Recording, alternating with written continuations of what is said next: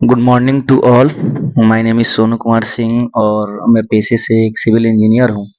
आज मैं आप लोगों को दिखाने वाला हूँ कि केमिकल एंकरिंग कैसे की जाती है।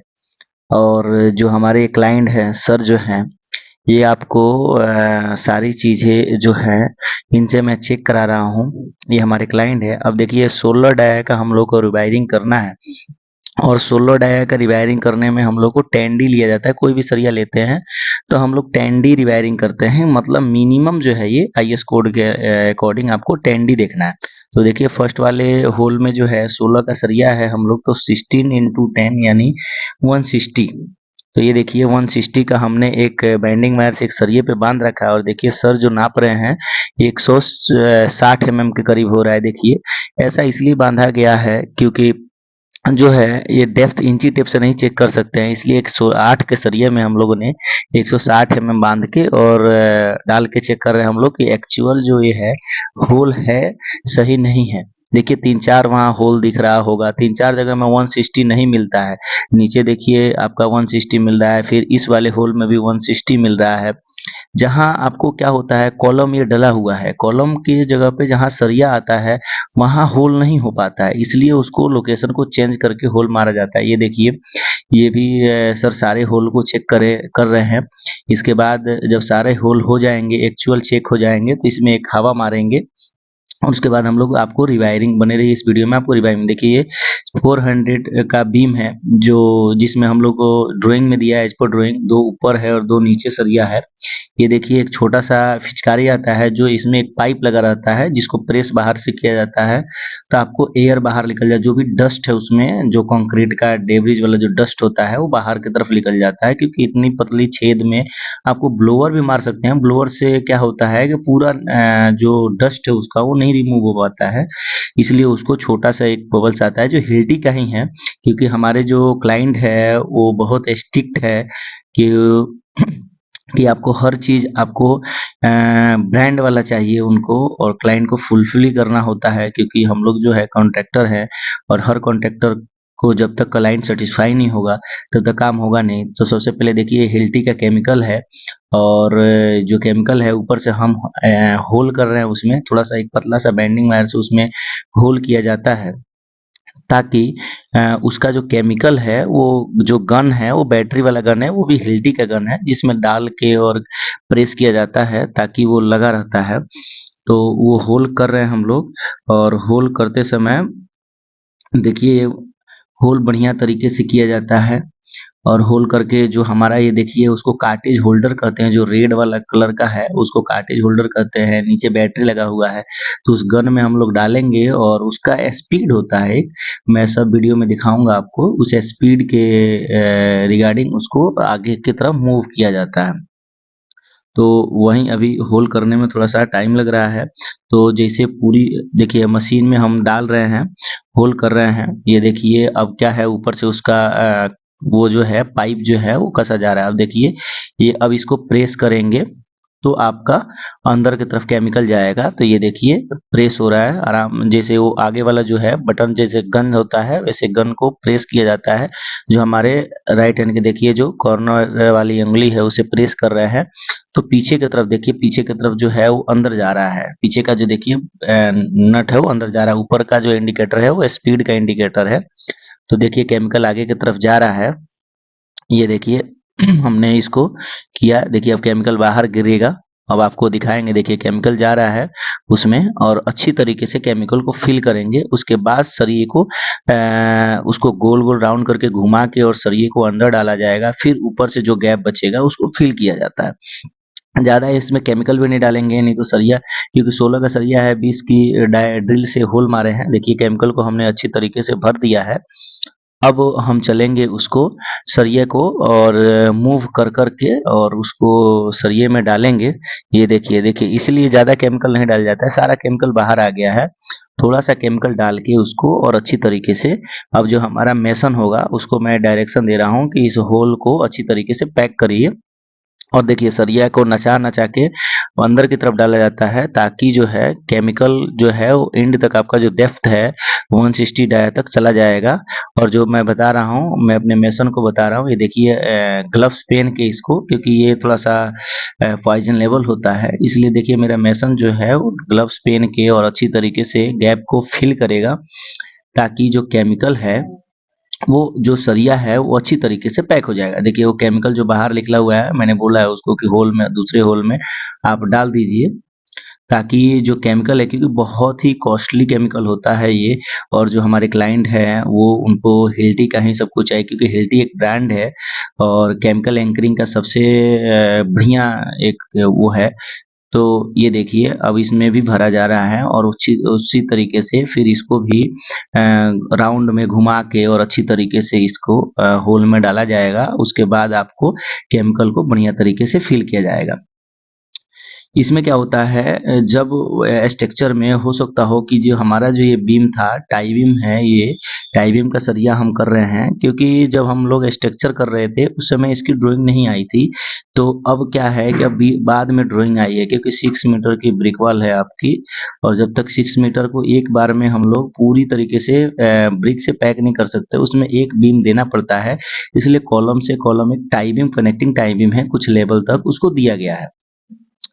क्योंकि आपको है जो भूकंप वगैरह आता है तो उसमें क्या होता है कि बिल्डिंग जो हिलती है उसमें क्रैक ना आए, इसकी वजह से टाई बीम को दिया गया है। पहले टाई बीम की ड्राइंग नहीं आई थी, अब जब टाई बीम की ड्राइंग नहीं आई थी तो दूसरा ऑप्शन अपने पास नहीं था, तो इसलिए इसको केमिकल एंकरिंग करके और सरिया को बढ़िया तरीके से डाला जा रहा है। अब देखिए ये हमने पकड़ रखा है, कार्टेज होल्डर है ये।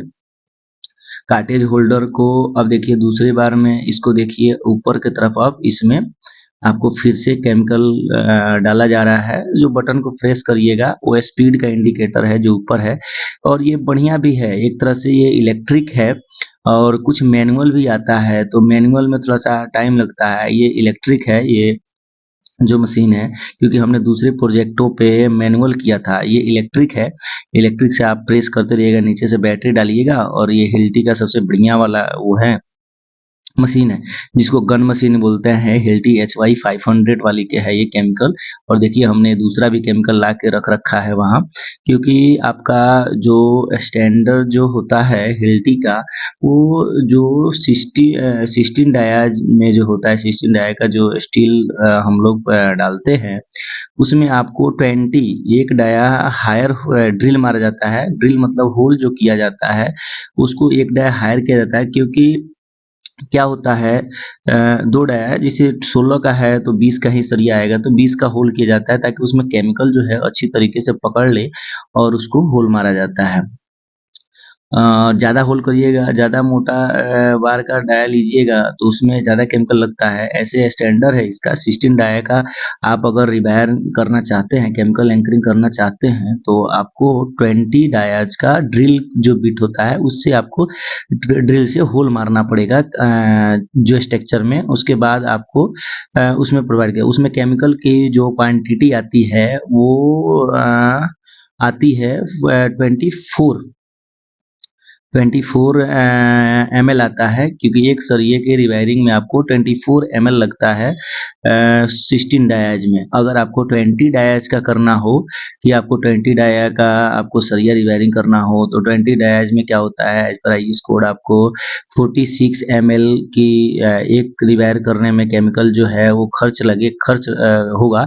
मतलब एक सरिये में 46 ml आपको केमिकल ऑब्जर्व होगा। और जो हम कर रहे हैं वो 16 डायज कर रहे हैं, तो इसमें 24 ही होगा। तो इसलिए आपको ये जो आता है हमारा 500 ml का केमिकल आता है, 500 ml का केमिकल आता है। तो इसमें हम लोग केमिकल एंकरिंग करते हैं। तो अब देखिए ये होल को अच्छी तरीके से दिखाया जा रहा है, और अच्छी तरीके से, क्योंकि जो है हमारे क्लाइंट है वो जब तक आपको वो बढ़िया तरीके से देखेंगे नहीं तो उनको क्लाइंट को विश्वास नहीं होता है, तो इसलिए हर चीज होल आपको दिखाया जाता है। इसमें 16 का सरिया लगभग 21 के करीब आपको एक पॉकेट केमिकल में 21 के अराउंड आपका जो है सरिया रिवायरिंग हो जाता है। तो इसमें सरिया हम लोग रिवायरिंग कर रहे हैं। देखिए जो है वो देखिए फिर उसी तरह होल को घुमाया जा रहा है, घुमा के सरिये को घुमाया जा रहा है, उसके बाद हम लोग होल मार रहे हैं। तो ये देखिए अब हम लोग फिर से मतलब वो चेक कर रहे हैं सर को तो ये देखिए तो क्या होता है। अब देखिए क्या अब आप लोग निकालिएगा, बोलिएगा 12 डाया 16 डाया तो आप खरीदे हैं, 20 डाया का बता ही दिए हैं।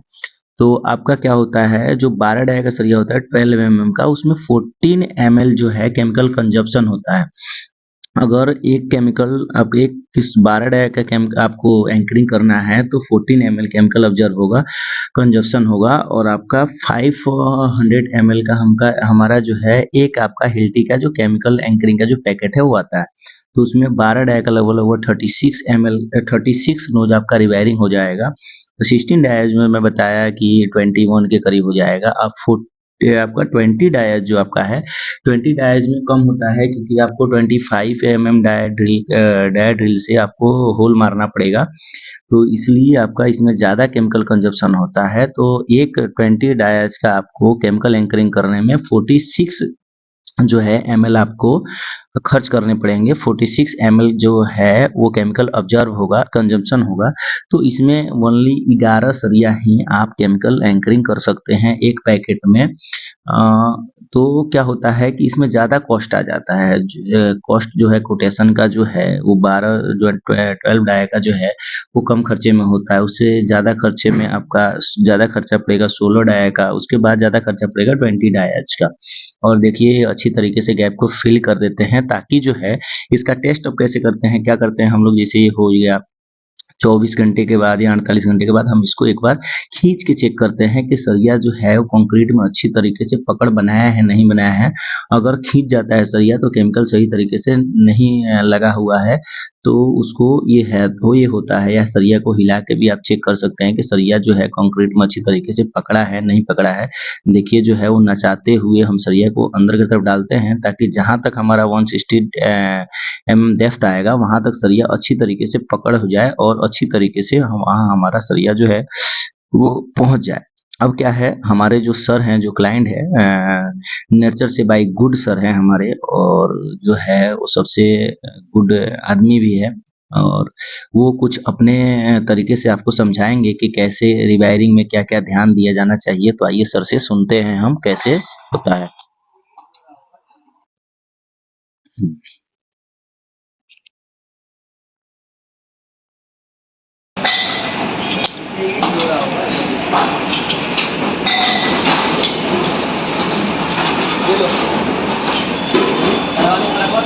देखो इधर आओ, इधर इधर आओ भाई, एक बार हम समझा दे रहे हैं सबको।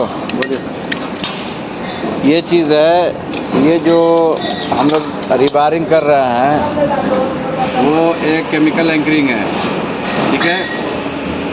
यही जो केमिकल है वो सबसे जो केमिकल है बहुत महंगा होता है और केमिकल इसी केमिकल को इसको बांध कर रखेगा, इसके अंदर पकड़ कर रखेगा। इसको मेथड को करने के लिए ये टेंडी लिया गया है, मतलब आपको मेजरमेंट करके 160 दे दिया गया है। मैंने साहब आपको बोले होंगे इतना होल अभी इसमें टेंड ये 16 एम का सरिया है ना, थ्रेड के हिसाब से 160 जा रहा है, ठीक है। 160 अंदर जाना है। और केमिकल सबसे इम्पोर्टेंट बात यह है, केमिकल डालने से पहले इस होल को पूरी तरीक़ा से क्लीन करना है। अब इसको डाल रहे थे ना प्रेस से, ये से इसी को अंदर से पूरा क्लीन करना है एयर प्रेस के थ्रू। जैसे हम हवा मारते हैं ना स्लैब में, इसी तरह हवा मार के इसके अंदर पूरा क्लीन करना है। धूल जब निकल जाएगा फिर केमिकल डालेंगे और अल्टरनेट करके ये सरिया डालते हैं, ठीक है। अल्टरनेट बार डाल के इसको घुमाना है, घुमा करके लास्ट में देखिए ऐसा आ रहा है ना, ऐसा नहीं होना है। इसको पूरा केमिकल से पैक करना है इस होल को ताकि एकदम